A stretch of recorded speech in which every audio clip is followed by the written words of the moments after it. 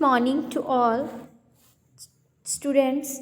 Today we revise the chapter number 10, History. The name of the chapter is Displacing Ingenious People. Displace, that means to say remove karna. Okay, remove out of the place. Ingenious people, ingenious that mean to say native people.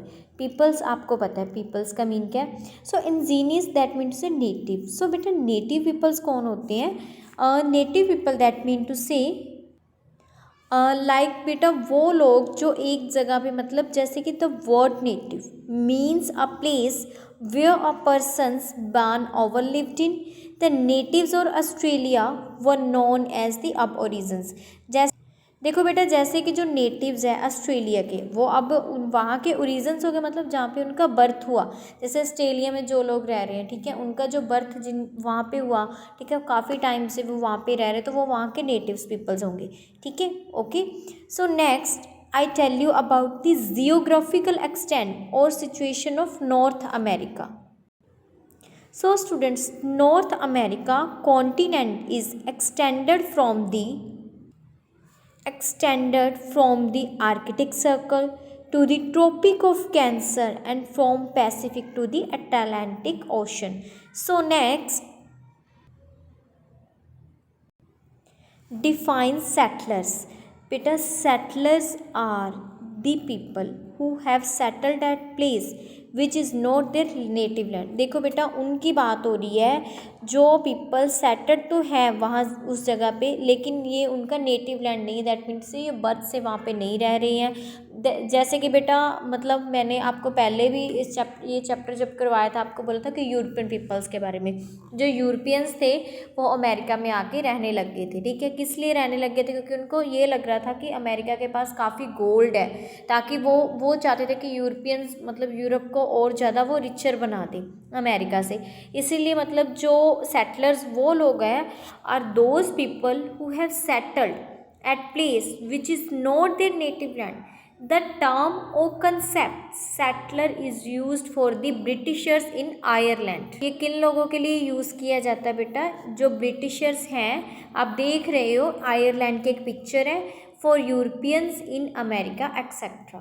Okay, is that clear the points? The term settlers मतलब वो लोग हैं जो मतलब एक purpose के लिए, trade के लिए, मैंने आपको पहले भी बताया था कि जो यूरोपियंस थे वो ट्रेड के लिए अमेरिका में गए थे. ओके, आयरलैंड में जो गए थे. नेक्स्ट है आपका who discovered America and when. मतलब डिस्कवर्ड, खोज है जो अमेरिका की किसने की, एंड कब. Who discovered America and when. The America was discovered by the Christopher Columbus. Okay, who was discovered the America? Christopher Columbus. And the Christopher Columbus was born in 1451. okay, जो Christopher Columbus था उसका जो birth हुआ था 1451 में हुआ था. इसने जो अमेरिका को डिस्कवर्ड किया था. so he is a Christopher Columbus.